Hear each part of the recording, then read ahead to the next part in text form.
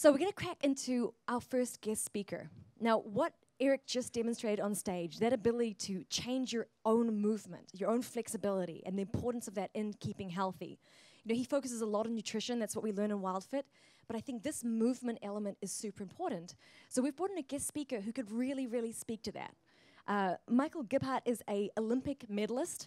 No big deal. Just, you know, a couple Olympic medals. He's got like 23 national titles, 6 world championships in windsurfing. And now he's kind of migrated his attention to kite surfing, which if you guys have seen out here, big kite surfing area, right? He coaches top athletes. But you can imagine someone like that has spent an enormous amount of time in their body, becoming a master of using, being in, and living in the physical movement through time and space. And so I'm really excited to be able to bring him to the stage to share with us a little bit about why is movement important and the different dimensions of it. Are you guys ready to learn a little bit about that? Yeah, awesome. Well, please give a big warm round of applause for Michael Gebhardt. And he's got a mat. This is promising. Thank you, Mia. All right. Well, thank you, Eric, and all you guys. And his beautiful family, who I happen to work on, be their sort of personal trainers. I'm going to tell you a little bit about my history, and then we'll start talking about what we can do to have more life and more years in our life. So I started windsurfing when I was 15, and why is that of interest? Well, I was trying to escape what was going on land. So when I started windsurfing, I was a sailor before and a surfer, but that was a little more complicated. I had to go to the beach, and because I lived on the water in Florida, it was pretty convenient. When my brother sailed up one day on a windsurfer, says, "Hey, look what I can do." He's my younger brother, so I'm the older brother. Says, "Well, I can kick your butt." So I went out there, and we had a lot of current in front of where I lived. So I went windsurfing, trying to learn how to do it, and I immediately would spend the rest of the day trying to walk back on the shoreline because the current would take me about 5 knots sort of down into the bay. So it took me a while to figure out how to return. So that was a bit of a challenge, you know, to like get on some craft and to, you know, manipulate it and get it to take it where you want to, which is like a car. Like the first time you get a car or a bike, you're really excited. Like I've got a 2-year-old kid, and he's just gone from, you know, couldn't walk to walk, and that's pretty exciting. But so I kept windsurfing like crazy, and I did a regatta every weekend, and then I started getting pretty good at it, and I was consumed by it, and that's all I did. I would skip school. My dad one day says, "I'm going to take your windsurfer from you if you don't go to school," and I would literally, my dad was in the Air Force, my parents are divorced, so I could avoid going to school. Nobody knew about it until the report card showed up. Like, well, you missed 15 days this month. So that didn't last too long. Dad threatened to take the windsurfer away. I started going to school, but I could windsurf to school. So the windsurfer for me was like the analogy of just sailing through life. And it was a lot of fun. And it gave me some great adventures. Long story short, I graduated from high school. I didn't know what the heck I was going to do. Didn't know if I was going to go to college. I had really no idea. I wasn't really prepped for that. And I said, well, I'm going to go do a bunch of regattas. There were 2 world championships and a national championships that I did. So I piled into a van with 2 buddies with like 25 boards, and we went to Hilton Head, South Carolina from Florida, where I lived, where we started our trip from, and then we ended up all the way up in Kingston. By the time I got done doing a couple world championships, one of them I won. It was a smaller event, which was sort of called open class, so it wasn't really a formal world championship title because there wasn't a lot of competition. The other world championship I went to, which everybody and his brother was at, give you an idea of the size of these regattas, 800 people from about 140 countries. So windsurfing was, at the time, in the early 80s, was like the ultimate extreme sport. It was ahead of mountain biking and skateboarding and snowboarding, even surfing. It was getting more attention, especially in Europe. So that was in 1983. And I met an interesting cat at that time at the second World Championships, even though I got slaughtered. And he says, "Hey, we have this thing called the U.S. board sailing team, and we're training for the '84 Olympics. And windsurfing is an Olympic sailing sport." I didn't even know. This is in late '83. So I immediately started training full time with the team. Long story short, I trained and did the Olympic trials in '84 in L.A., Los Angeles, when windsurfing made its Olympic debut. And I got 3rd in the Olympic trials. You have to win the Olympic trials to go, so only 1 person per country. And even though I lost the Olympic trials, the guy that won was my mentor and my best friend, a gentleman named Scott Steele. And Scott was very gracious, and he said, "Hey, I want you to train with me and, you know, be my training partner." So I got to hang out with him in that environment, and I very quickly learned that I was actually a better, more raw talent than him, but I wasn't ready mentally, emotionally, and psychologically to deal with the responsibility of being a racer. So if you're going around a race course and you're navigating, if you're in front, you got to know the course. And so we would do something called, we'd have a bunch of buoys laid out, and you're basically navigating, and so you got 30 guys behind you, and get to the top mark, and then you go downwind, you do a reach, jibe around a mark, go to the bottom, go back up. Second time up, you're like, is this the second or third time? Well, we were doing 3 laps, so I would get up to the top mark, and I'd be like, oh my God, I can't remember how many laps I did. So I'd be way in front. I'd have to stop, wait for the second place guy to come and hope he wasn't lying and see what he say. Oh, we're on the 3rd lap or the 4th lap. They're like, oh, you're done. Sail to the finish. So, and it'd be a sprint to the finish. Anyway, Scott ended up winning a silver medal, the first ever Olympic silver medal. And that was the last time Scott beat me, because I got to train with him. I was training with the guy that was an Olympic gold medalist. The bronze medalist was from New Zealand, who's a friend of Mia's, was asking me if I knew a few people from New Zealand. So it is a really small world when we sort of run around and interact with all these people. So 84 Olympics, I actually did something that happened at the end of it. They said, hey, we're having something called the Olympic exhibition event. And I'm like, what the heck is that? And all this stuff sort of happened at the last minute. I was 17 years old. You know, it was pre-computers. You know, we're barely operating off email. And somebody said, well, it's the events that aren't Olympic that could potentially be in the future. It was freestyle slalom, which is more like turns and corners, and a long-distance race. So I did that. I finished 5th. And then I basically windsurfed full-time from that point on. And I trained for the 88 Olympics. I won the Olympic trials that time. I didn't get 3rd. I beat Scott, who was still training. He became my training partner. I went to Seoul, Korea. I competed in my first formal, full-blown Olympic medal event, and I got a bronze medal. And I ended up winning the bronze medal in the last race, and the last day, and the last 100 meters to the finish, and it was violently windy. It was one of the roughest, gnarliest days I've ever seen in my life. It was so windy that the puffs would come through off the mountain, and you're like, this is going to level the whole fleet. And it did. And basically, I won my medal by not swimming as much as the guy that was next to me. So we were sailing along, and he got splatted by the puff, and if I could stay upright, because it was, it's like a violent squall, so it's blowing 30 knots, all of a sudden there's a puff to 50, and you're gonna get knocked down. So after 88, I turned pro. There was a professional windsurfing circuit, which actually brought me to this island in 1989. I did my first pro event in Gebhardt, and I said, wow, I'm either going to live in Maui or going to live in Gebhardt. And I now have lived here for 4 years and have a business set up here. Anyways, I ended up going to a few more Olympics because I didn't want to get a real job. So I went to the 92 Olympics, actually won a bronze medal, and in hindsight, I look at it, and I used to say, well, I lost the gold medal because going to the last race, I was winning the event, and what a frustrating experience to, like, yeah, I'm right there. I had a bit of a point lead, and the gentleman that I was fighting it out that could take the gold from me actually won the last race. It's a low point scoring system, and long story short, he beat me, and I had to be second, and I was 3rd. In fact, the Kiwi that won the gold medal in the previous Olympics was between me and him, making sure that I didn't win a gold medal because there was a little bit of animosity. I was going to become the second 2-time medalist in windsurfing at that time. Ended up, anyways, going to the 96 Olympics, still competing as a pro, traveling all around the world. I think I've been to 55 countries. And then I did the 2000 Olympics. 96 Olympics, I finished 6th. I had a bad event. I was fast enough to win a medal and just didn't have a good week. Didn't put it together. So, life is about timing, and we'll talk a little bit about that. Sydney 2000 Olympics, I was sort of pushing it. I think I was 34, 35 years old at that Olympics. I was the oldest guy competing in my sport. And so at that point, I had made some big changes in my lifestyle to have functionality at an older age. And I'm going to share all of the things that I've learned. And I'd love for you guys to throw back at me 3 or 4 things that you picked up at the end of the talk that might be sort of like, wow, I'm going to try that. Because I'm very anecdotal and very simplistic. I take responsibility for myself, and I find my own truths. I've been very much an individual. Anyways, I retired from the Sydney Olympics. I finished 11th. I got sick on the second to last day, and it was literally me, the realization. I got sick. I got so run down because before I went to the last race, I was going downwind and competing against a Kiwi, and I had to beat him to the finish line. If I didn't mathematically have a chance of winning a medal on the last day. And I've worked so hard on that last downwind. If anybody knows what VO2 max is, any runners out here? Any people run or cycle? Have you ever put a heart rate monitor on? Okay, so if you put a heart rate monitor on, basically you've got one built into your brain. It's called the nose. If you can run and jog and breathe through your nose, you're aerobic.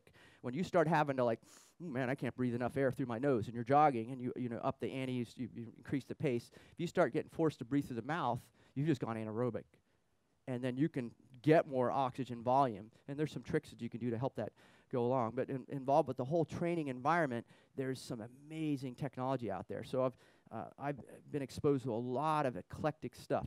And this is fun for me because when I talk to people that just want to have more energy or more function, there's some great things that you can do. Anyways, I retired in Sydney 2000 Olympics, and I started coaching immediately. And I took all my wisdom, and I had a really good buddy of mine that I competed in 96 Olympics from, who was from Israel, named Gol Friedman. And he won a bronze medal in '96. I finished sixth. And he barely won the bronze. And I was buddies with him. And I always sort of mentored him. I just sort of felt sorry for him. And he was really smart and talented, but he didn't have good coaching.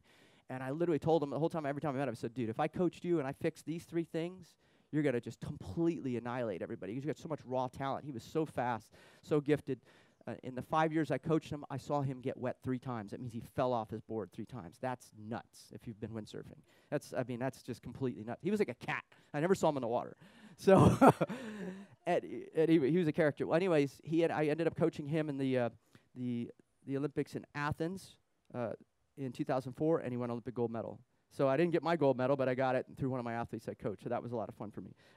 By the way, I've got a couple Olympic medals here. If you want to look at them, I rarely pull them out, and you can pass them around. That's something that might be interesting to check out. Well, let's talk about what we can do to get some more function in our life. So Eric very eloquently spoke about movement being the key to life. And the shape of your body is the story of your life. And it's funny because being an athlete, I started realizing that when I was living with world champions and people had a couple of medals and training with them, everybody had a very different way of eating, a different way of training, a different way of thinking. But there were some universal values that people had. And the people that won, by the time I'd gone to Olympics, I pretty much knew at the first day of the event, oh, this is the 3 or 4 guys I'll be fighting out with. So we have these incredible abilities to insight into others, something that we appreciate, and we realize that it's an asset, it's a value, it's a high trait. And then we can learn, funny enough, from people that have an incredibly low trait. So the observation skills that you have when you do things are probably your most profound teacher, and that's where you're going to find your truth. The other place you find your truth is that you think a thought, how does it make you feel? And I may take you into some discussions in the future. It may not happen up here. We don't have so much time to go crazy. But there's going to be some things I say that might make you a little bit uncomfortable. The discomfort is a curiosity and a questioning, hopefully. And if you ask a lot of questions, you're going to get a lot of answers. And I've been the guy that just runs around asking questions like a maniac. My wife gives me hell because I stay up every night 3-4 hours watching videos, Googling something. Because something happens in the day, and I'm like, ooh, I don't know how that works. And I'm consumed by trying to figure out how things work, especially when it's related to consciousness and the physical body, and they're interconnected. Mia was saying that take the word, take an adjective and add it to your name. And so the first thing came up to me was mystical, and she mentioned mystical, my first name Michael, so I said mystical Mike. I would consider myself a mystic, and that's a funny thing to say. And the reason I say that is that windsurfing is sort of an esoteric sport. You're dealing with something called the wind, which you can't even see, right? So there's this stuff around us called air, and air has energy. So I'm going to talk a lot about energy.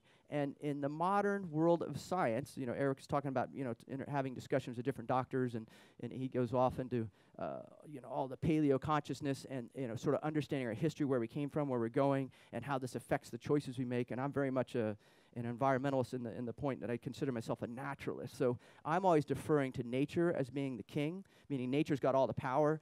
And that's what I so much love about what he does with WildFit, is he's going to bring to the masses, because this guy is a master at marketing and promoting, but he's got a lot of really good insight, and it's stuff that it appeals to everybody, and that's a universal power. That's a great thing to have. Anyways, let's talk about movement. So the shape of your body is the story of your life, and more importantly, what you can do with it. And Eric was showing you, for example, Eric is more flexible backwards than I am. So what do we do if we want to change our body? There's 2 types of change that happen. Being a mystic and studying the lives of masters and traveling around the world, in my travels to 55 countries, I've literally gone and found saints, gurus, avatars, holy men, holy women, yogis, sadhus, and renunciates, and I've studied world religion. And more importantly, I've studied what I call the mystery school teachings of that. And why I find that interesting is the body has this incredible power to heal. And we're talking about eating for better functionality, or exercising to have more energy. But the amazing thing is, it happens all the time. And my 2 best friends in life are doctors. One's a very famous alternative cancer doctor. He's retired, a guy named Dr. Leonard Smith. And he's, funny enough, now the head of the integrative medical department of the University of Miami. So he's a teaching doctor. So at 84 years old, he's talking to 300 medical students, and he's talking about prayer and meditation and the power of concentration. And so, he basically is saying that the quantum physics and the science of medicine, and sometimes there's not that much science in medicine, and other times there's an incredible amount of science. For example, at the quantum level, nobody's ever seen an atom yet. We've seen the effects of an atom. So we're manufactured out of something that nobody's ever seen.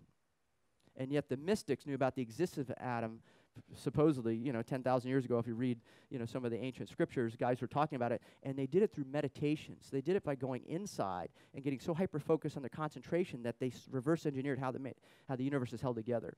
And more importantly, if we look at quantum physics now, and we look at the story of where an electron and a neutron is, they're giving you a cloud potential of where the electron is because they don't know where it is at any given time. And they've actually proven and posited that the electrons are popping in and out of time something like 10 million times a second. So the reason I mention this is we may have heard about somebody like Nikola Tesla, and we talk about energy, and we live in the transition time on our planet where we have access to all this incredible wisdom and information.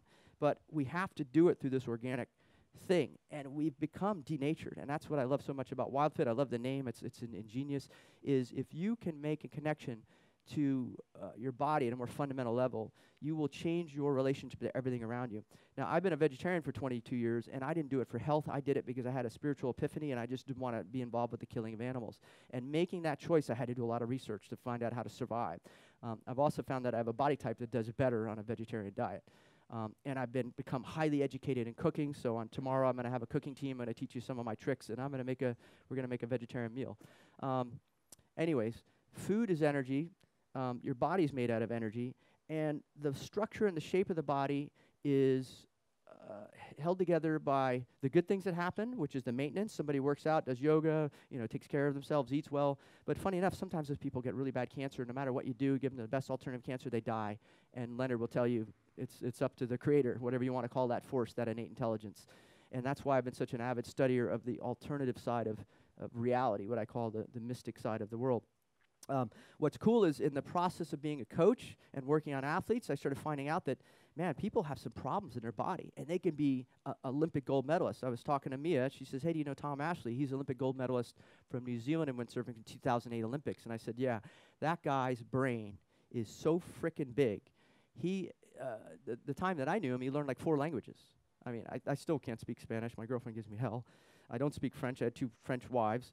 I'm not good with language. I'm too much in my head. I'm too much thinking. Like somebody starts talking to me, and I immediately get off on a tangent. So I don't live in my body. So for me to do exercise, it embodies me. And that's a funny thing to say. We're all challenged to be in the present moment because of the technology. We got these computers, we got cell phones, and you got WhatsApp. I can't even keep track. I mean, I got WhatsApp, I got Facebook, I got cell phone messages, I've got emails, I've got, the website to look at, and you're just like, every morning you wake up, you're like getting attacked, by all this, That's one of the reasons I live down here is to get myself away from 5G, to get myself away from the news, to get myself away from being involved with the U.S. bombing Syria. I want to be in the water and be a hippie and just, have a simple life and raise a kid and, eat the best food ever and, be of service to others. Anyways, working with athletes, you find out that people will have 1 or 2 things that are really dysfunctional in your body. Anybody ever had anybody in their family deal with cancer? Anybody have cancer or dealt with it or dealing with that challenge? So the first thing that happens is you typically, the doctor says, well, there's 2 options. And this is where Eric sort of went off. And they're trained in a very finite way of working. And that information is very closed. They're like, you either get chemo or radiation. Well, I have hundreds of friends that have had cancer because Leonard keeps feeding me all these cancer people and says, Gebby, go do your Gebby detox. And I basically do what Eric does. I go to their house, and I'll spend a week with them, and I'll clean out their whole frickin' house of all the garbage, all the junk, all the not real food. I'll take them to Whole Foods. I'll take them to my local organic farmers. I'll teach them how to sprout. I'll teach them how to make, kombucha and, cook mushrooms for dinner and, just crazy stuff that typically people don't do. And you can get to a place with your eating where you can eat every day stuff that people never eat. And I've gotten to that level. I was a raw foodist for 7 years, so I've done a lot of experimentation. Well, back to the body. So I'm hanging out with all these athletes. Tom Ashley, in 4 years, went bald from like 22 to 26. And that guy burned up so much of his reserves that his hair fell out. And at that age, that's nuts. This is a guy that was so skinny. When I first met him as a kid, he was almost dysfunctional. You're like, oh, God, I hope that guy didn't break walking down the road. He was rickety, skinny, but he was 6'5", which is incredible for a leverage sport where you're basically doing a tug-of-war and trying to get as far away from the sail as possible. And the more distance your body is away from the equipment, the more power you can generate, the more force, like a tug-of-war. So a tall guy or a heavy guy would do better against me in a tug-of-war if we do a one-on-one. So I've observed these athletes literally self-destruct themselves, and I've also seen he self-destructed himself, and at the same time, he grew 40 pounds of muscle, because by the time he'd gone to the 2008 Olympics, he weighed 155 pounds, and he was so jacked up muscular. I mean, the level of fitness and the commitment to changing his body. Now, I've lived with these guys, so what are you having for breakfast? Okay, you're having cereal. Okay, well, that, okay, maybe you're having, yogurt with oatmeal. That was like the starting point of my, I think the first book I read on health was Fit for Life or something in 1983, and it was like, high carbs, and, and then it goes low carbs, and, now I eat high fat and high fruit, high vegetable content. Anyways, the cool thing about the body, the shape of your body, is going to tell you what's been going on in your life. So when you can't move in a certain direction, funny enough, there's a concomitant organ. So I have very good flexibility forward, and funny enough, I basically broke my back in 1995. I had a windsurfing accident, and I went to the Olympic Committee and the Olympic Training Center, and I saw all the Olympic doctors, and I had Olympic insurance, so I had access to some of the best sports scientists out there. And they're like, well, you've got a blown disc, you got this going on, and basically we need to fuse your spine, you need to stop windsurfing, your career's over. And I'm like, there's no way. I have a high school education, this is all I've done, I have no plans to do anything else, so let me go talk to someone else. And again, I have a collection of doctor friends. The last Olympics, I took my chiropractor, took an acupuncturist, took a Reiki master, and a massage therapist. And I was paying all these people, to travel with me, and that was a big, so I basically blew all my money trying to win medals. Anyways, I lost my train of thought. So we're talking about the body. I find out I've got this issue with my back, and I try to address it, and so I start doing yoga. Anybody done yoga? All right. Anybody ever gone to the gym and just worked out? How many people like working out? Just out of curiosity. So a lot of people put their hands up and went to the gym, and the number that like to work out is really small. Well, guess what? I don't work out. I don't do yoga. I rarely stretch. But the thing that I learned, in 2003, I met a guy that actually fixed my back. His name's Bob Cooley, and he did a system, and he taught me, and he actually did this modality on me. It's called the Genius of Flexibility. And long story short, he got hit by a car, him and his girlfriend crossing the street. She was killed instantly, and he broke a bunch of bones, and they tried to rehab himself. And he was a high-level, sort of kinesthetically gifted person. He had been a dancer when he was younger. You can look at his website. It's a very interesting story. Basically, he's a master of movement. And what he did is he realized that if you can't move somewhere, you've got something called fascia. So if I can't touch my toes as an athlete, that would not be a good thing to do if you want to do a handstand. And it wouldn't be enough to have good control to just touch your toes. A greater range of motion gives you more power. Now, here's the funny thing about the body. When a muscle is tight, it's weak. Anybody remember they felt like when they're 5 years old, 10 years old? When were you think you were at your optimal ability to climb a tree? What age was it? Just throw out some numbers out of curiosity. 9. Yeah. So what happened at 9 that changed you till you got to the point now where you can't touch your toes anymore? We stopped moving the body. So Eric made a very cool observation that movement is life and aging is a lack of movement. So what are we doing the whole time we're sitting here? We're all sitting frozen in this position, right? So if we spend 8 hours in the car, what happens when you get up out of the car? If you do you drive full tank of gas, you get out, put some gas in, drive it. When I've done that, drive cross country, you go to stand up, and you're like, I can't get, it hurts. And you're like, wow, it takes you a while. And so people are starting to move around, which is good. So whatever shape and your body's in, you spend the most time in, is going to conform you to that shape. And the modern smoking of the modern era is sitting in a chair. So we're going to do something. We're going to start moving. And the simplest thing about it is you don't have to make it complicated. You don't need a yoga mat. You don't have to do anything formal. You don't have to put on some fancy clothes. You don't have to go somewhere. But what you can do, especially if you're falling asleep and you find it interesting, but now the food's kicking in and the endorphins and all that, is start moving and doing some simple stretches. Now, here's what's interesting. When I met Bob, he stretched me with resistance. And I was a yogi master at some levels. I mean, I could do stuff a lot of people couldn't do. But I never really addressed my inability to bend backwards. So when Bob met me, he goes, the problem with your back, and funny enough, let me just go back a little bit. So every time you go to the Olympics, they test you. And they basically say, have you had your shots? And I'm like, well, I don't want any vaccines. I don't believe in that. And I was the only guy who didn't get any vaccines the whole time I was in the Olympics. Then they're like, okay, let's check your range of motion. Let's check your teeth. Let's see, let's catch you up on this and that and that. And And I said, after 5 Olympics, I saw guys get their shots, vaccines, and they were wiped out for 2 weeks. So I've done my research on vaccines. I'm not anti-vaccine. I'm like, hey, you make your own decision, but my kid will never have anything stuck in him. I believe that we have the ability to learn how to make these things function properly, and we have to educate. We didn't get an owner's manual. So I'm in the Olympic Training Center, and they're testing me, and they're like, wow, you got the best forward flexion of anybody ever went to Olympics for U.S., and I'm tight right now. So if I'm loose, my elbows touch. Now, guess what? Remember Eric did the back bend? He's got more flexibility than me backwards. So because I windsurfed, and I've been pulling, basically doing pull-ups, we're having a tug-of-war, my back is incredibly overdeveloped to my front, and my flexibility forward is very good, but it's not balanced by the opposite. So when I messed up my back, it took me 8 years to meet a guy that says, look, I'm going to stretch the front of your body. I remember one doctor saying, well, how's your ab strength? I'm like, I can do 72 sit-ups in 60 seconds. That's probably, it's right up there. It's good. So I don't have weak abs, but my abs are tight. So when you become tight, you lose the ability to contract a muscle through its full range of motion. And here's where it gets really interesting. As Bob told me, every direction you can and can't move is connected to an organ. This is that thing called meridian or energy systems. So if I go to Beijing University, I want to have open heart surgery. I don't know if they have an operating there. They can stick like 8 needles in me, and they can operate on me, and I can watch them pull my heart out, and I have no pain. So this technology is 2,000 years old.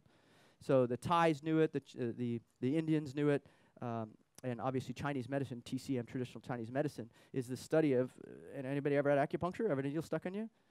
Pretty crazy stuff. I've seen needles not go into people. I've seen needles pop out of people. Some wild stuff happens energetically. So if every direction you can or can't move is telling you about the health of an organ, you can quickly go look on Bob Cooley's site, find out what organ is giving you trouble, and guess what? When you get cancer, where do you get it initially? One organ.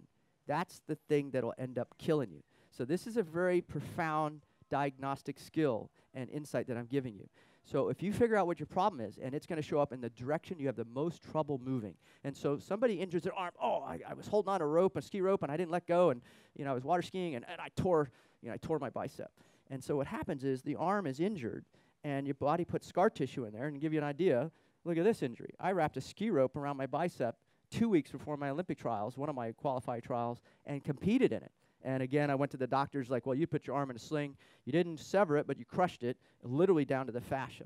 Anybody heard this word fascia?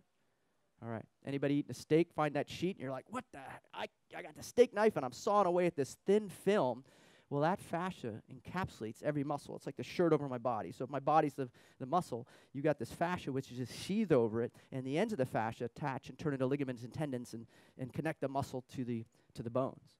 Well, here's what's interesting. When you get injured or have a trauma, the fascia glues itself to the muscle, and then you're like, oh, I can't touch my toes. So Mia says, I can't touch my toes, and one of her goals is touch her toes. We can fix that. We could probably do it in about 2 minutes.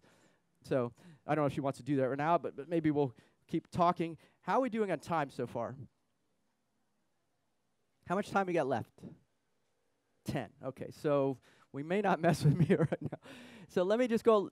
Yeah, we will find it. And by the way, my business is about 400 meters that way, and all these guys know where you can find me. I'm happy to work on you. I've already worked on Candy.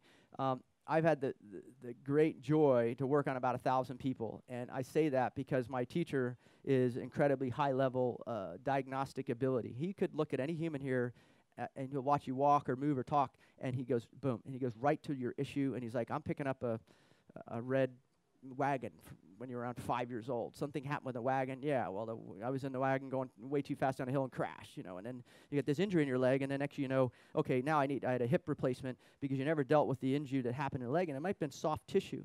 So because the body is made of water and it's mostly malleable, guess what? Your bones bend, and they create piezoelectric energy. So when you move, like right now you guys aren't moving, so your energy is going down. So the reason that exercise makes everybody feel so good is when you move, you start breathing. So one of the keys you can do, I want everybody to take a really deep breath right now and then hold it, and then try to keep breathing in. So go, pull in as hard as you can, and what you're going to feel is generally you got some discomfort, and you might quickly start getting a little bit high, and you might even black out. So we rob ourselves from breathing from being tight. And if anybody's ever had an orgasm, and if anybody's ever done exercise or dance or done something that gets movement going, you feel good. That's what people are addicted to exercise. They need to get release the stress. So the greatest thing that I can share with you is while you're sitting there, find something that's uncomfortable and just start wiggling, right? And here's the cool thing about it. If I bend forward in yoga, and this is what I would do, and I relax, all I'm stretching is the ligament and tendon attachment points. But if I had somebody stand on me, or if I laid on my back and I had somebody, and I hold my legs down, I had somebody pull my leg up and I fought them, I would activate 100% of my nerve flow, and I would actually tell the fascia to separate itself if it's stuck to the muscle. And the way that you know that if the muscle is stuck or not is you can't move as well as somebody else in a certain direction. After the 1996 Olympic trials, which were in 95, my doctor buddy Leonard, I called him up, said, I need to go hide somewhere. I'm really run down. I barely won the trials, and I would like to hang out with you. And he lived in Gainesville, Florida. He says, oh, great, I'm going to introduce you to this really cool yoga guy. And he's 67 years old, and he's really flexible. Well, it's a guy named Amrit Desai, sort of Kripalu Yoga.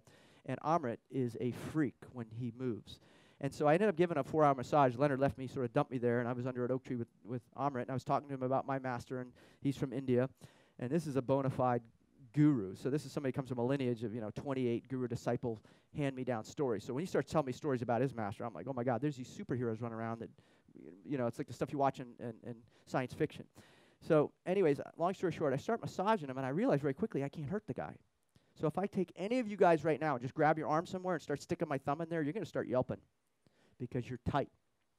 So life implodes you, and we contract, and we start storing energy. And if you have the body type that stores mass under stress, then you're going to grow. When I get stressed out, I lose weight. I get incredibly skinny.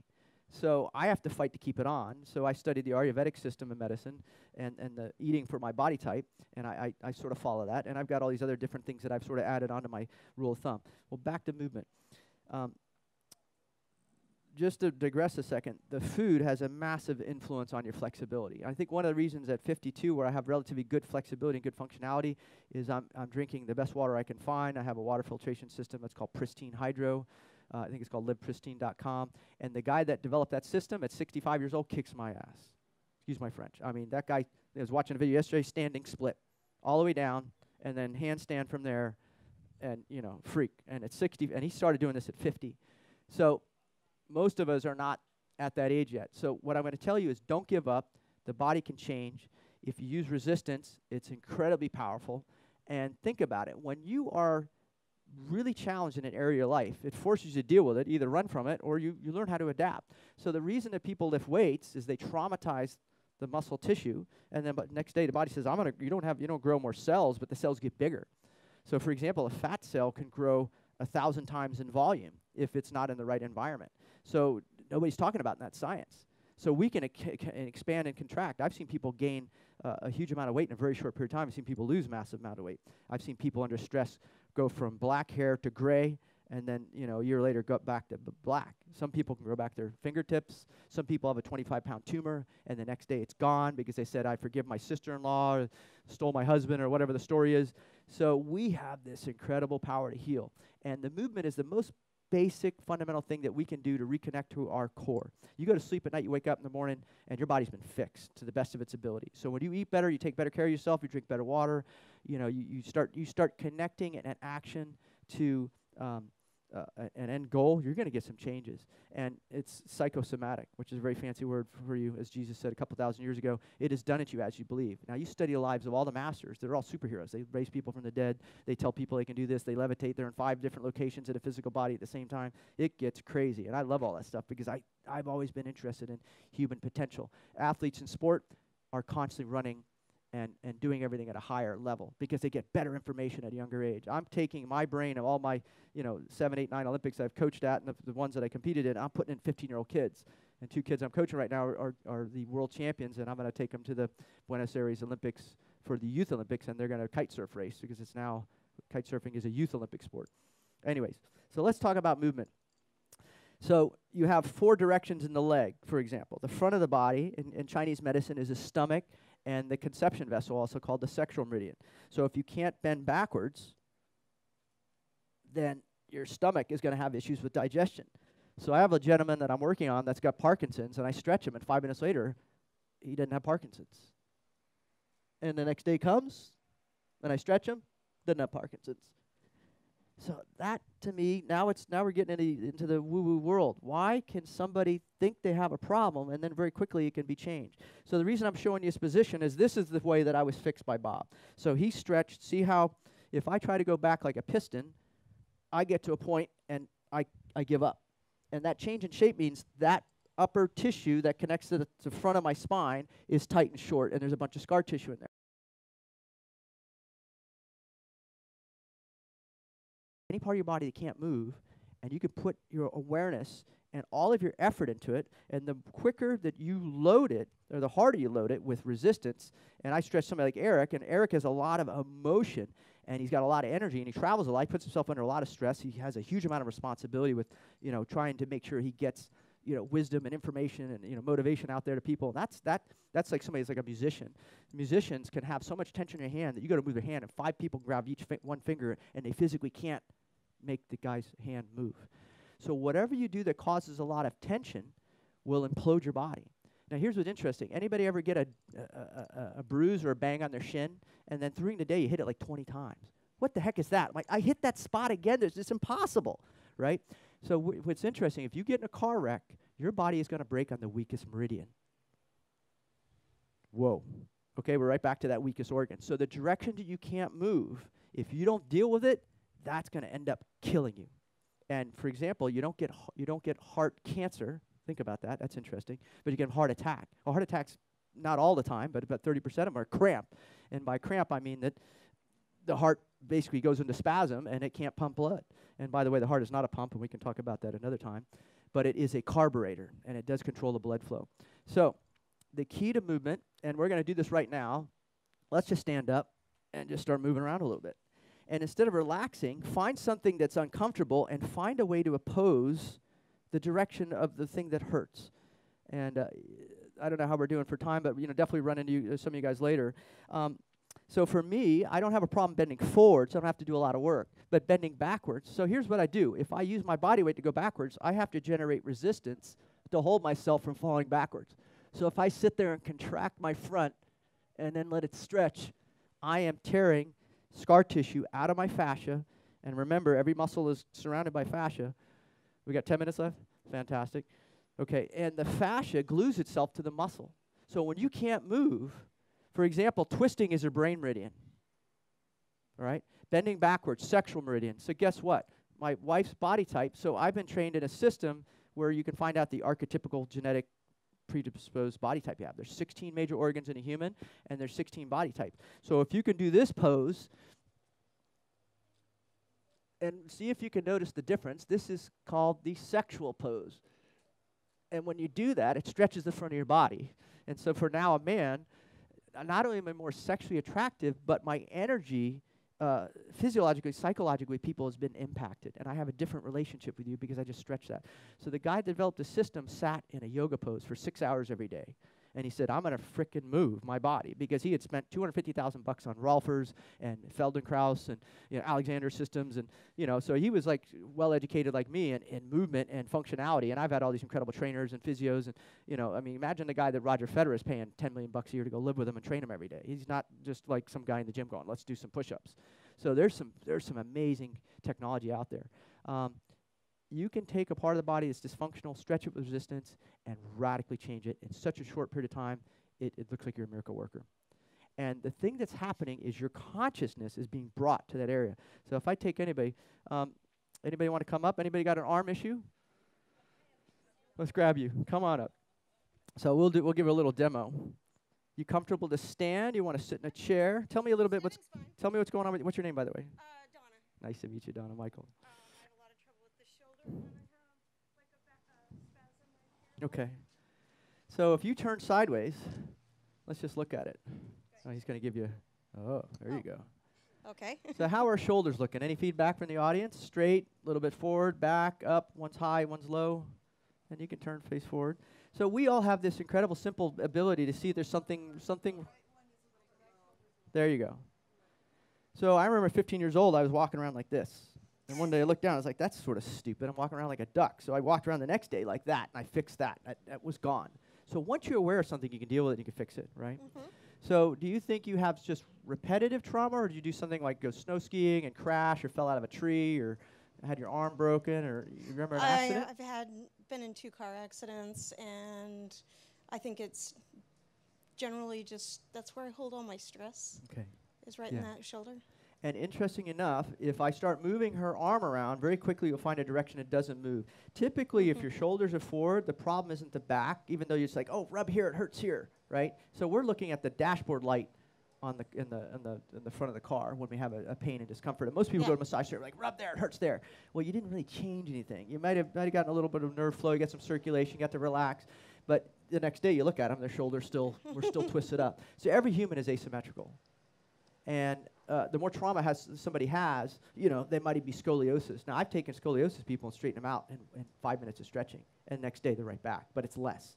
And one of them worked at a chiropractor's office. It was my personal Olympic chiropractor, best friend of mine, and that guy started crying when he got up off the table, and I just said, hey, I didn't even know, because I'd never worked with anybody with scoliosis. So here's the deal. Let's hold this arm down.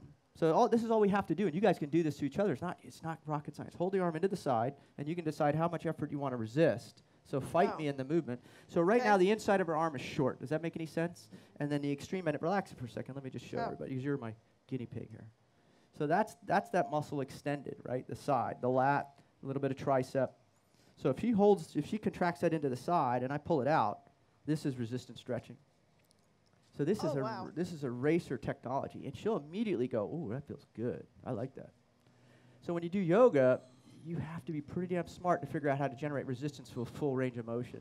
So I love yoga, but I'm not always a big fan of it because there's so much relaxation involved. And what you end up doing is you make the ligaments and tendons looser, you get a greater range of motion, but you don't have more structural stability. And as a professional Olympic athlete, if you increase your range of motion, you better have control of that part of your body, because if you get loaded or crash or have an impact.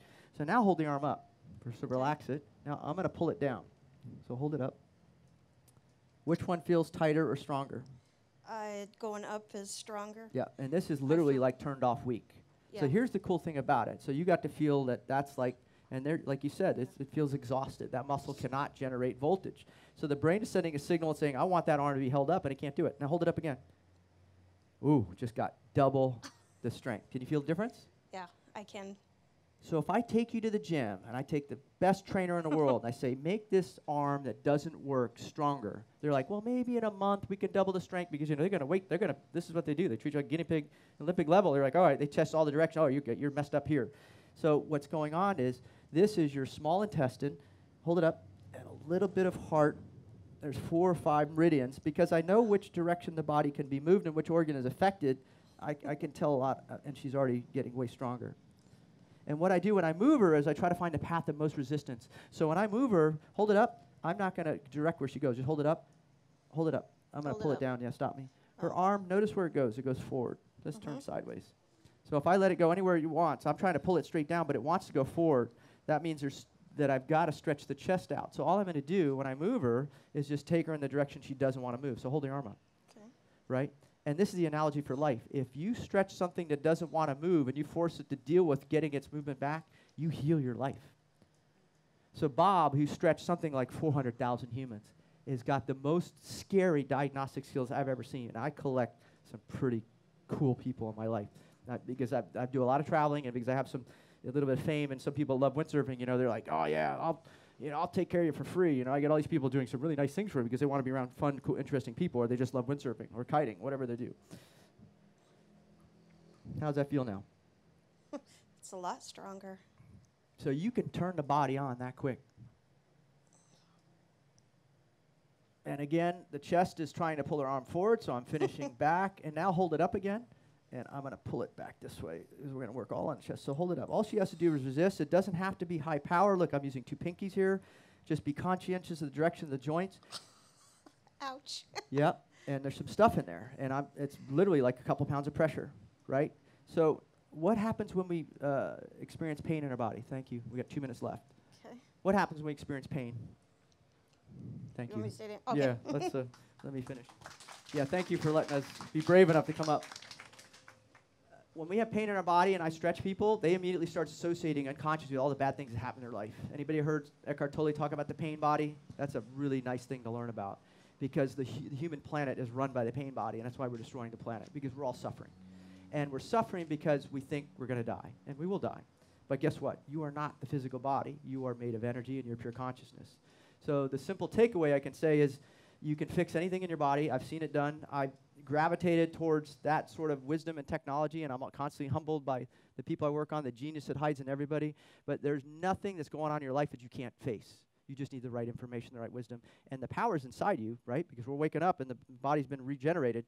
So the power that made the body heals the body. That's the chiropractic modus operandi for their philosophy, which I love. And so if that's what's going on, that's what's running inside your body. When you eat on purpose, when you move on purpose, when you become conscious of something, you make a conscious decision, you're going to get some radical change in your life. So there's nothing that can't be fixed. Just keep that in mind. And you need to stay around, like these guys were saying, you got to stay around the people that are getting the results. So if you go to a doctor and is 300 pounds and you want to lose weight, that might not be the best person to talk about. If for me, I'm looking for doctors that are professional athletes that retired. And the most effective ones are ones who were injured, broke their back, and now they're a chiropractor because they got their back operated, and somebody says, I could have got adjusted, and nobody, you go to an operating room in a hospital, you ever seen a chiropractor? What is wrong with our medical system? So somebody knows how to move bones is not there. That's nuts. So we, and these are the people that we're going to for our health, right? We're talking about medications and stuff. So move it. The last piece that I'm going to give you, when you exercise, what are you doing? You're breathing. So guess what? When I stretch you and you hit a place of really like a car accident, they'll get to a place you're like, oh, I don't want, you're like, and you'll be like, you quickly go, I don't trust you, I don't want you to move me, and you're gonna rip my arm out of its socket. And so what I would do is just take her time, let her pick her output and match her power, and very quickly, every time I move her, it's like, oh, it only goes to there. Next time she does it, goes to there, goes to there. So if I generate resistance and I match her power, and again, she can do this herself by just simply like saying, excuse me, I'm gonna push down and stretch the front of my body and just generate resistance. So it's not complicated, and you don't need this incredible wisdom and technology. There's hundreds of videos on Facebook, on YouTube that you can look at. The website is called The Genius of Flexibility. I've got a few videos where I talk about fascia and resistance stretching on the Body Temple Cabaret Day. I'm happy to talk to anybody about any health issue. My time is up. Hopefully that was fun. The last thing I'm going to say, breathing is what makes us feel so good when we eat sex, dance, exercise, and while you're sitting, start doing some deep breathing. And remember what happens. The breathing is the most profound fundamental stretch, and it's actually the most profound and fundamental thing that changes somebody, because if I do an hour-and-a-half session on you, you're going to get stretched, and then your 0 point, your relaxation point, is actually way down here. And you've been sleeping, and you're not turned off. The apps are still on. So the stretching is turning off all the apps. When the phone's in your pocket and 20 apps are on, and then you go, I just need to make a phone call. My phone's locked up. You hit that button, it turns off all the apps. So when you generate resistance and you stretch and you take something that's stuck tissue out of your body, you just reset the wiring of the electrical system. And the energy body precedes the physical body. Thank you very much. Pitbull, Naya, Neo, that's right. Yep. Respect you too. Hello. My husband had a really terrible accident with his back, and so he's actually a doctor, and he's never done any work like that. And so watching you work, that was extraordinary. How did that feel, by the way? Was that? She's like rubbing her arm. She's like, I don't know. Yeah. She says it feels entirely different, which is really interesting. So thank you so much for demoing that for us. That was incredible.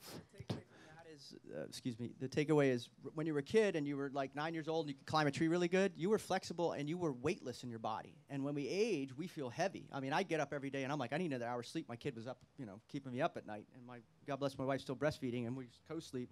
So we're challenged every day. I'm trying to I need an extra hour's sleep. The struggle is real. Awesome. Well, I think, please give a big round of applause for Michael as he wraps up his gear.